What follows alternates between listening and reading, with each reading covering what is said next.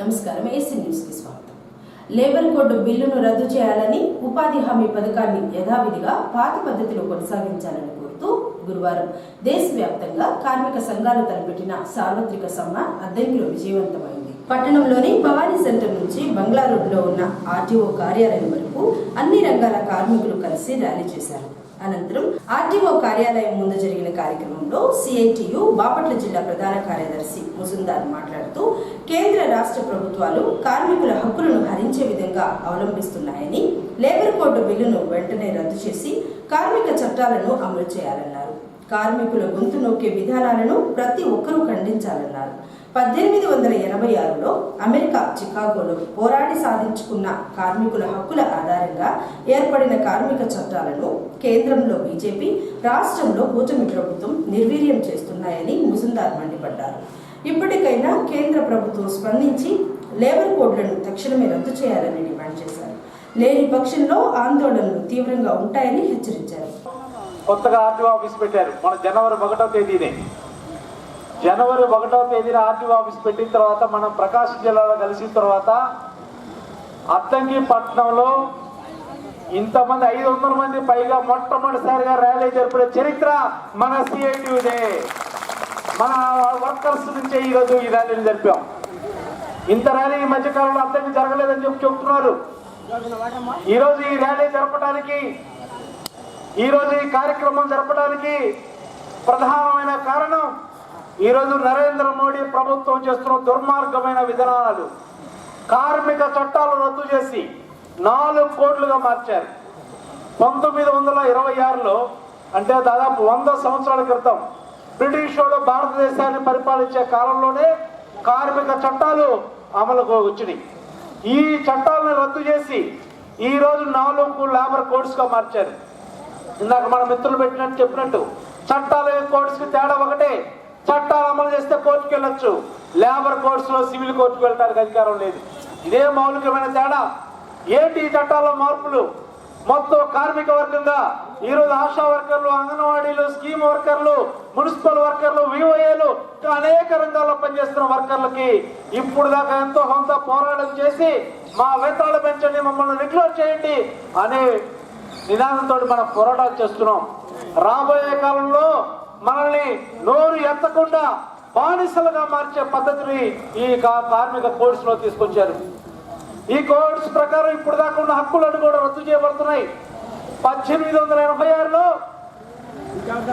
అమెరికాలో చికాగో నగరంలో ఆ రోజు టెక్స్టైల్ కార్మికులు పోరాటం చేసి మేము 8 గంటలు మాత్రమే పనిచేస్తాం, రోజుకు 24 గంటల్లో 8 గంటలు పనిచేస్తాం, 8 గంటలు నిద్రపోతాం, 8 గంటలు మా కుటుంబం కోసం కేటాయిస్తామని చెప్పి 150 సంవత్సరాల క్రితమే పోరాటం చేసి 8 గంటల పని విధానం సాధించుకుంటే ఈరోజు భారతదేశం ప్రపంచం అంతా కుగ్రామం, ప్రపంచీకరణ జరిగిపోయింది, టెక్నాలజీ పెరిగిపోయింది అని చెప్తున్న పాలకులు, ఈ కార్పొరేట్లు ఈరోజు 8 గంటల పని స్థానంలో 10 గంటలు, 12 గంటలకు మార్పు చేశారు ఈరోజు చట్టంలో. అంటే టెక్నాలజీ పెరిగితే ఏంటి, పనిచేసే కాలం తగ్గాలి. అట్లా కాకుండా ఈరోజు దాన్ని 12 గంటలుగా మార్చారు అంటే ఎంత దుర్మార్గం. కార్మిక హక్కులు రాబోయే కాలం మనందరం కూడా ఈరోజు అంగన్వాడీ ఆశాలు 9 గంటలకు లేకపోతే సాయంత్రం 4 గంటలు దాకా ఉంటున్నాం. రాబోయే కాలం 12 గంటల పని చేయాలి. ఇప్పుడు మోడీ, ట్రంప్ వాణిజ్య ఒప్పందాలు చేసుకున్నారు. అంటే మనం పంపే సరుకులకి 18% సుంకం, అక్కడి నుంచి దిగుమతి చేసే వాటికి 0. అంటే మనం పంపేది ఏంటి? వస్త్రాలు, గోల్డ్, చెప్పులు, ఇటువంటివి మనం పంపుతాం. అక్కడి నుంచి వచ్చే వ్యవసాయ ఉత్పత్తులు 13 రకాలైన వ్యవసాయ ఉత్పత్తులు 0 ట్యాక్స్ తోటి ఇక్కడికి డంపింగ్ చేస్తున్నారు. అంటే అక్కడ చౌకగా పండుతాయి. వాళ్ళు ప్రభుత్వం 50% రాయితీతోటి అక్కడ వ్యవసాయానికి రాయితీలు ఇస్తాయి, మనకి 3% ఇస్తాయి. ఇప్పుడు మొక్కజొన్నలు ఉన్నాయి. మొక్కజొన్నలో మనకి 2000 అమ్మితే కానీ గిట్టుబాటు కాదు. అక్కడ ఈ ఒప్పందం కనుక జరిగితే 1400కు వస్తాయి. పాలు పాలు లీటర్ 27 రూపాయలకు వస్తాయి. పాల ఉత్పత్తులు, పాలు ఇవన్నీ మన కాడ 80 రూపాయలు ఇచ్చినా మనకు గిట్టుబాటు కాదు. అంటే మన పాడి రైతులందరూ ఏం కావాలా, మన వ్యవసాయం చేసే వాళ్ళంతా ఏం కావాలా, వీరంతా వ్యవసాయ కుటుంబాల నుంచి వచ్చిన వాళ్ళు ఎక్కువ మంది ఉంటారు.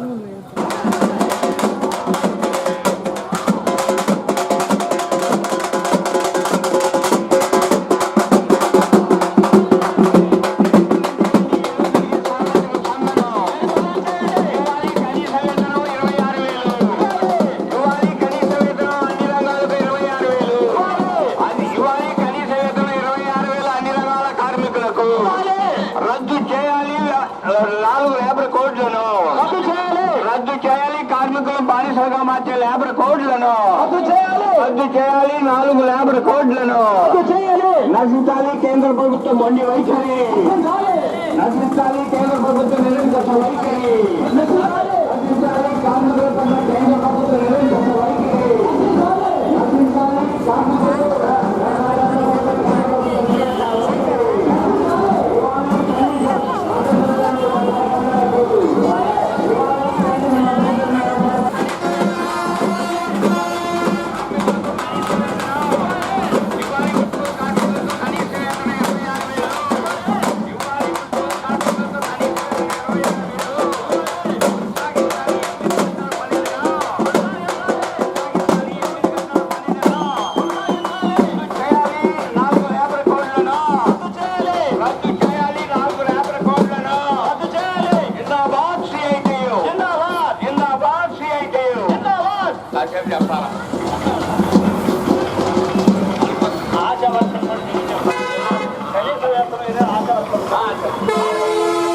जिंदाबाद सीआईटीयू, जिंदाबाद सीआईटीयू, जिंदाबाद सीआईटीयू, जिंदाबाद सीआईटीयू, जयप्रदం చేయండి యువజనుల సార్వత్రిక సమ్మెలో, జయప్రదం చేయండి యువజనుల సార్వత్రిక సమ్మెలో, జయప్రదం చేయండి యువజనుల సార్వత్రిక సమ్మెలో, జయప్రదం చేయండి యువజనుల సార్వత్రిక సమ్మెలో, జయప్రదం చేయండి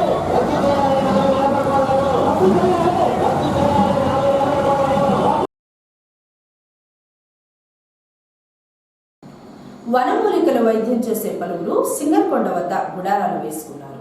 అయితే ఒక్కొక్క గుడారం ముందు ఒక్కొక్క కారు పార్కింగ్ చేసి ఉండడంతో సింగరకొండకు వచ్చే భక్తులు ఆశ్చర్యంగా చూస్తున్నారు. తెలంగాణ రాష్ట్రంలోని వివిధ జిల్లాల నుంచి పలువురు కార్లలో వచ్చి అద్దెకి ప్రాంతంలో వనమూలికలతో తయారు చేసిన ఔషధాలు అమ్మకాలు చేస్తున్నారు.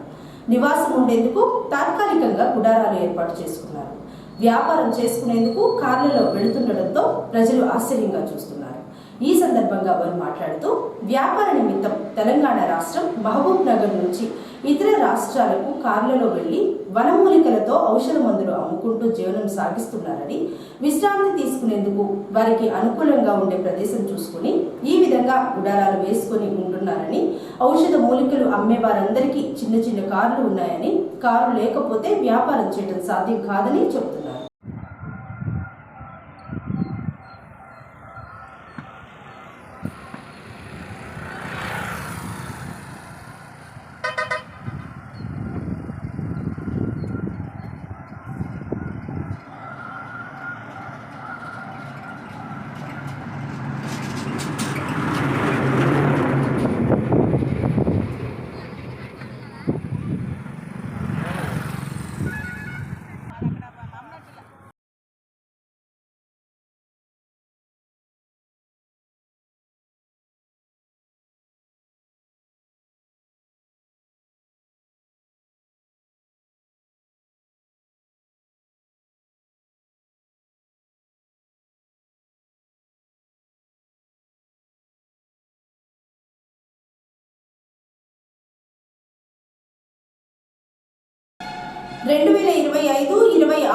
ఆర్థిక సంవత్సరానికి సంబంధించి శ్రీనిధి పథకం కింద 9 కోట్ల రుణాలు ఇవ్వాల్సి ఉండగా మండలంలో 48 లక్షల రూపాయలు ఎన్పీఏ ఉండగా కేవలం 3 కోట్ల రూపాయలు మాత్రమే రుణాలు ఇచ్చారని, ఈ నెల 13వ తేదీలోపు ఎన్పీఏ నుండి బయటపడే విధంగా వివోఏలు సీసీలు చూడాలని శ్రీనిధి మేనేజర్ నాగశంకర్రావు తెలిపారు. అద్దంకి మండలం వెలుగు కార్యాలయంలో గురువారం శ్రీనిధి మేనేజర్ నాగశంకర్రావు ఏఎస్ఎన్తో మాట్లాడారు. శ్రీనిధి రుణాలు తీసుకున్న గ్రూప్ సభ్యులు 3 నెలల పాటు రుణాలు చెల్లించకపోతే ఎన్పిఏలోకి వెళ్ళిపోతారని, ఎన్పిఏ 35 లక్షల్లోపు ఉంటేనే క్రొత్త వారికి శ్రీనిధి రుణాలు ఇవ్వడానికి అవకాశం ఉందన్నారు. ప్రస్తుతం వినియోగానికి 60% చొప్పున రుణాలు ఇప్పిస్తున్నారని, గ్రూపుకి 8 లక్షల చొప్పున సభ్యురాలికి 80,000 ఇస్తున్నారన్నారు. వడ్డీ కూడా 100కి 90 పైసలు పడుతుందని, కావున శ్రీనిధి రుణాలు చెల్లించాల్సిన వారు ఎవరైనా ఉంటే వెంటనే చెల్లించి కొత్త వారికి అవకాశం కల్పించే విధంగా చూడాలని నాగశంకర్ తెలియజేశారు. నా పేరు నాగశంకర్రావు. నేను అద్దంకి కాన్స్టిట్యున్సీలోని అద్దంకి, పంగళూరు, కోర్సుపాడు మండలాలకి శ్రీనిధి మేనేజర్గా పనిచేస్తున్నాను. మన అద్దంకి మండలంలో మొత్తము ఈ ఫైనాన్షియల్ ఇయర్కి సంబంధించి 9 కోట్ల రూపాయలు లోన్ టార్గెట్గా ఇవ్వాలని చెప్పి నిర్ణయించుకున్నాము. కానీ అద్దంకి మండలంలో ఇప్పటికీ 48 లక్షల రూపాయలు ఎన్పిఏ ఉండటం వల్ల కేవలం 3 కోట్లు మాత్రమే లోన్ అనేది చేయగలిగాము. ఆ ఎన్పిఏ ఎక్కువగా ఉండటం అనేది లోన్లు చేయడానికి అవకాశం అనేది ఉండదు. అంటే 35 లక్షల లోపు ఎన్పిఏ ఉంటేనే మనము కొత్తగా లోన్లు ఇవ్వడానికి అనేది అవకాశం ఉంటుంది. ఇప్పుడు ప్రస్తుతం 48 లక్షలు ఉంది కాబట్టి అది ఈ 13వ తారీఖు లోపు మనం కనుక 35 లక్షల లోపు తీసుకొచ్చుకుంటే మన టార్గెట్ అచీవ్ చేసుకోవడానికి అవకాశం ఉంటుంది. కాబట్టి అందరూ సిబ్బందిని, వివోఏలు కావచ్చు, సీసీలు కావచ్చు, ఎక్కడైతే ఎన్పిఏ ఉన్నదో ఆ వివోల్లో కొంచెం క్లియర్ చేసి అమౌంట్ అనేది అవుట్స్టాండింగ్ అమౌంట్ని తగ్గిస్తే మనం లోన్లు చేసుకోవడానికి అనేది అవకాశం వస్తుంది. కాబట్టి ఆ విధంగా చేయాలని చెప్పి కోరుతున్నాను. పెండింగ్ అనేది 3 నెలలు దాటితే మొత్తము ఓడి అమౌంట్ కడితేనే ఎన్పిఏ నుంచి బయటకు వస్తుంది. కాబట్టి 3 నెలల వరకు కూడా అమౌంట్ అనేది కట్టకుండా ఉండే వాళ్ళు ఎవరైతే ఉన్నారో వాళ్ళని చూసుకొని ముందుగా అలర్ట్ చేసి ఎన్పిఏని, అంటే ఎన్పిఏ యాడ్ కాకుండా చేసుకుంటే ఎన్పిఏ అమౌంట్ అనేది పెరగకుండా ఉంటుంది. మనం లోన్లు చేసుకోవడానికి అనేది అవకాశం వస్తుంది. ప్రస్తుతం లోన్లు అనేవి వినియోగానికి లోన్లు ఇస్తున్నాము. 60% లోన్లు అనేవి గ్రూప్ సభ్యులకు వినియోగానికి ఉపయోగిస్తుంటే మిగతా 40% అనేది ఏదన్నా లైవ్లీవుడ్ కోసం ఉపయోగిస్తున్నాము. కాబట్టి ప్రజెంట్ పరిస్థితుల్లో అటు వివాహానికి కావచ్చు, లేదంటే పిల్లల చదువులు ఫీజుల కోసం కావచ్చు, లేదంటే ఏదైనా ఇల్లు రిపేర్కి కావచ్చు, ఇటువంటి వినియోగ ఖర్చులు ఎక్కువగా ఉన్నాయి. కాబట్టి మనం ఎన్పిఏలో లేకుండా చేసుకుంటే మనము ఒక సభ్యురాలికి 1,00,000 రూపాయల వరకు కూడా లోన్ ఇవ్వడానికి అనేది అవకాశం ఉంది. కాబట్టి ఒక గ్రూప్కి వచ్చినట్లయితే 8 లక్షలు ఇస్తాము. సభ్యురాలికి వచ్చేళ్ళకి 1,00,000 రూపాయల వరకు ఇవ్వడానికి అవకాశం ఉంది. 10 మంది సభ్యులు మనం లోన్ తీసుకోవాలి అంటే అది 80,000 వరకు కూడా లోన్ తీసుకోవడానికి అవకాశం ఉంది. ఆ విధంగా దీనికి ఇన్సూరెన్స్ సౌకర్యం కూడా ఉంటుంది. కాబట్టి దయచేసి ఈ యొక్క లోన్స్ అనేవి సద్వినియోగపరుచుకోవాలని చెప్పి సభ్యులందరినీ కూడా కోరుతున్నాను. అలాగే వడ్డీ రేటు కూడా మనకి 11% ఉంటుంది. అంటే 100కి 92 పైసలు మాత్రమే వడ్డీ పడుతుంది. తక్కువ వడ్డీకి ప్రజెంటు మనం ఇస్తున్నాం. కాబట్టి అందరూ సభ్యులు కూడా శ్రీనిధి రుణాలను వినియోగించుకోవాలని చెప్పి కోరుతున్నాను.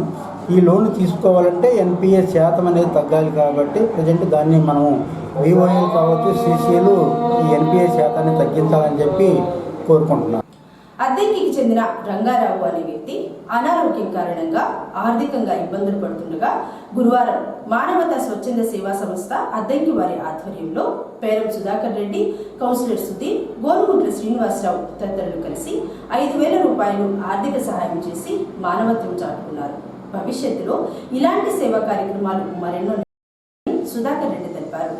అద్దంకి మానవతా సంస్థ తరపున మంచి గొప్ప కార్యక్రమాన్ని ఏర్పాటు చేసినందుకు ముఖ్యంగా అద్దంకి మానవతా ప్రతినిధులందరికీ, మానవతా మూర్తులందరికీ కూడా హృదయపూర్వకంగా ధన్యవాదాలు తెలియజేసుకుంటున్నాము.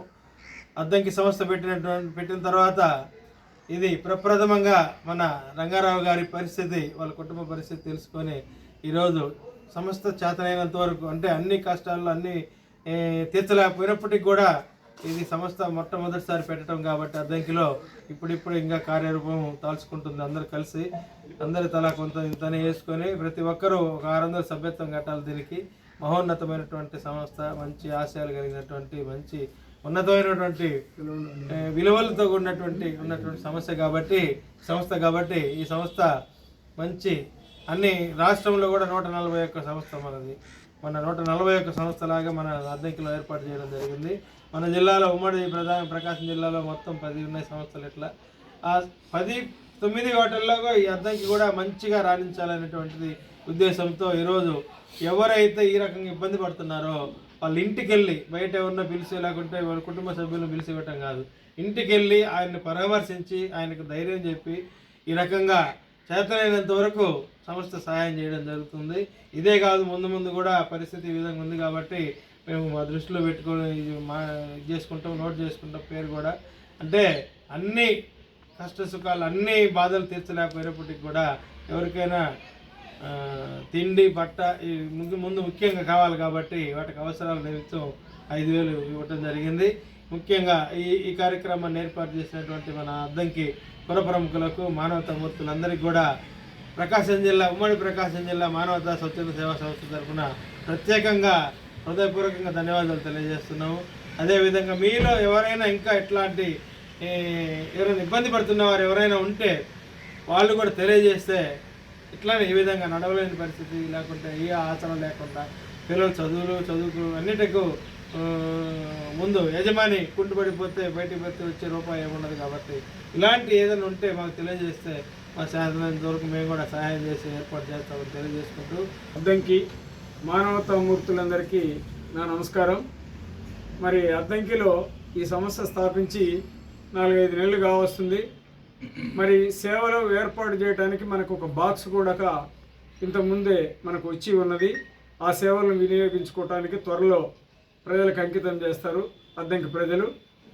మరి ఈ సంస్థ ఇచ్చేటువంటి ఆ డబ్బు అది ఎవరో సంస్థల నుంచి కానీ గవర్నమెంట్ ఇచ్చేటువంటిది కాదు. ఇప్పటి వరకు మానవతా సంస్థను అర్థం చేసుకొని ఇచ్చిన సభ్యత్వం ఒక్కొక్క సంవత్సరానికి 600 రూపాయల సభ్యత్వం డబ్బులతో కొంత వారికి ఇవ్వడం జరిగింది. అదేవిధంగా ఎక్కువ మంది సభ్యులు చేరినట్లయితే ఎక్కువ సేవా కార్యక్రమాలు చేయడానికి వీలవుతుందని ఆశిస్తూ మరి భవిష్యత్తులో అద్దంకి ప్రజలను ఎక్కువ మంది మానవతా సంస్థలో సభ్యులుగా చేరాలని కోరుకుంటున్నాం.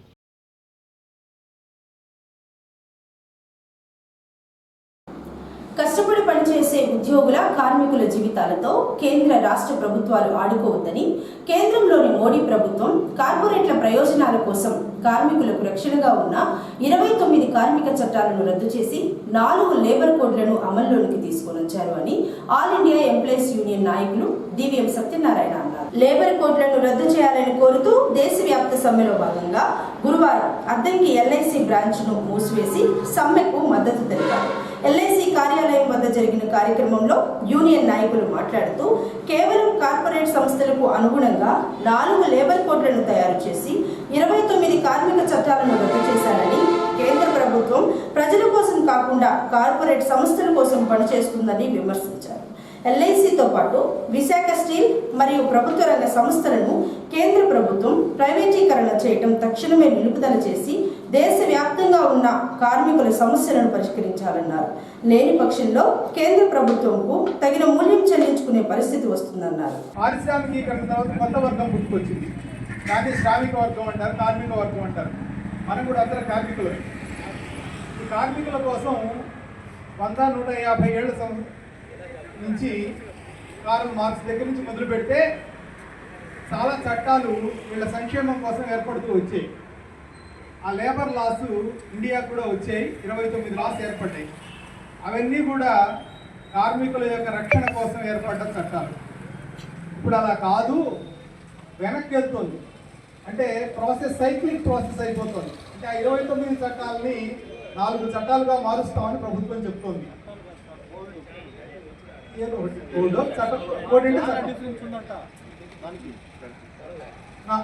మన భాషలో చెప్పుకుంటే 4 చట్టాలు. ఈ 4 చట్టాలు కనుక అమల్లోకి వస్తే చాలా హక్కులు లుప్తమైపోతాయి. మనకున్న చాలా హక్కులు తగ్గిపోతే ఏమవుతుంది? మన స్వేచ్ఛ హరించబడుతుంది. మాట్లాడే స్వేచ్ఛ పోతుంది. తర్వాత పోరాడే స్వేచ్ఛ పోతుంది. మన రిసెంట్మెంట్, మన యొక్క ఆవేదనని, ఆక్రోశాన్ని, ఆందోళనని తెలియజేసే హక్కును కూడా కోల్పోతాం. ఇలా లేకుండా ఎప్పుడైనా ఎల్ఐసిలో ఉంది. ఏఐ అనే ఒక బలమైన వ్యవస్థ ఇంకా పూర్తిగా వేళ్ళూనకు ముందు ఎల్ఐసిలో ఈ వ్యవస్థ ఉండేది. ఈ మాట నేను చెప్తున్నానని మీరెవరు ఆందోళన పడద్దు. బ్రాంచ్ మేనేజర్ వచ్చినటువంటి టైం. ఆయన 5 గంటలకు సూట్ కేసు పట్టుకొని వస్తే రాత్రి 10 గంటల దాకా అందరూ కూర్చోవాలి. ఈరోజు ఆ పరిస్థితి ఉందా? మరి 5 గంటలకు వచ్చిన మనిషి 10 కాదు 11 దాకా ఉంటాడు. కాబట్టి ఆయనతో పాటు కూర్చోవాలంటే మనకందరికి, మన శివాకి, మన అమర్నాథ్కి, వినీత్కి, మాకందరికి సాధ్యమవుతుందా? సాధ్యం కాదు. 10ంటికి వచ్చిన మనకి 5:30 వరకే ఉండగలం. కాబట్టి అది స్ట్రీమ్ లైన్ చేసినటువంటిది అందుకు సపోర్ట్ కొట్టండి. స్ట్రీమ్ లైన్ చేసి అడిగారు. ఏమని అడిగారు? నువ్వు వచ్చింది 5ంటికి, కాబట్టి నువ్వు 11 గంటల దాకా ఉంటావు, 12 గంటల దాకా ఉంటావు. That is your business. Our business is 10 to 5:30 only అని చెప్పారు. విరుద్ధంగా 25 కోట్ల మంది కార్మికులు ఈ సమ్మెలో పాల్గొంటున్నారు. అందులో మన ఏఐతో పాటు సిఐటియు, ఆశా వర్కర్లు, అంగన్వాడీలు, రక్షణ్ మార్చ్, రైతు సంఘాలు.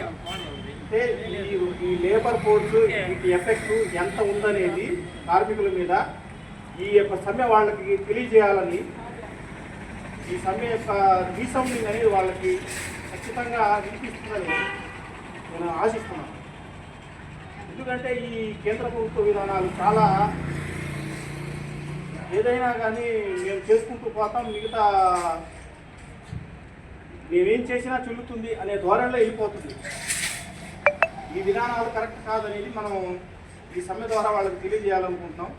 ఇంకా రాబోయే సమ్మెలు గట్టిగా చేయాల్సి వస్తే నిలబడతామని, ముందుకు వెళ్తామని ఈ సమ్మెను సిఐటి నాయకులకి ఈ సమ్మె పరంగా అంటే మాకు సంఘీభావం తెలిపిన విధంగా కార్పొరేట్ ఆఫీసర్స్ కానీ, డెవలప్మెంట్ ఆఫీసర్స్ కానీ, ఏజెంట్ మిత్రులు కానీ, డిఆర్పీ వాళ్ళు కానీ, క్రియా వాళ్ళు కానీ, డైరెక్ట్ ఏజెంట్లు కానీ అందరికీ ఈ విప్లవాధికారులండి. ఎందుకంటే ఇది అందరి కోసం పోరాటం.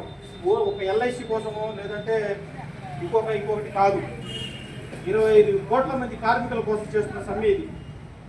దీన్ని మీ సంఘీభావం తెలిపినందుకు ధన్యవాదాలండి. కేఆర్కే డిగ్రీ కళాశాలలో విద్యార్థుల కోసం అన్ని రకాల వస్తువులు కల్పించాలని, ప్రైవేటు కాలేజీలకు దీటుగా కేఆర్కేలో వస్తువులు ఉన్నాయని కేఆర్కే డిగ్రీ కళాశాల అధ్యాపకులు రాజశేఖర్ తెలిపారు. సింగరకొండ వద్ద ఉన్న కేఆర్కే డిగ్రీ కళాశాలలో గురువారం ఓపెన్ డే కార్యక్రమాన్ని ఏర్పాటు చేయగా మద్దిపాడు నుంచి జూనియర్ కళాశాల విద్యార్థులు పాల్గొని కేఆర్కేలో డిగ్రీ చేరే విద్యార్థులకు ఉన్న వస్తువులను పరిశీలించారు. అధ్యాపకులు దగ్గరుండి మరి ల్యాబ్, తరగతి గదులు, ఆడిటోరియం, లైబ్రరీ, జేకేసీ సెంటర్ను చూపించారు. కేఆర్కేలో డిగ్రీ చేరేందుకు విద్యార్థులకు కళాశాల అనుకూలంగా ఉంటుందని రాజశేఖర్ చెప్పారు.